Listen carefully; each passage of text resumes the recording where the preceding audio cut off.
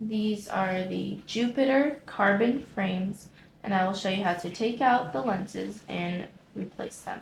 So first you need to pull on the top and bottom part of the frame, pull outwards and then push down. Again, you pull and then push. Next, you need to reinstall them. You're going to take one lens and you're going to slide in this part into the corresponding grooves. And you just carefully place them there. This part of the lens and this part should already be in their grooves. And you just push down on the exposing corner.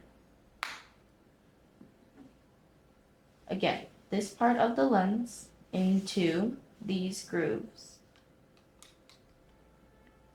You just place it, making sure that the top and bottom part of the lens is mostly in their grooves, and then push on the exposing part.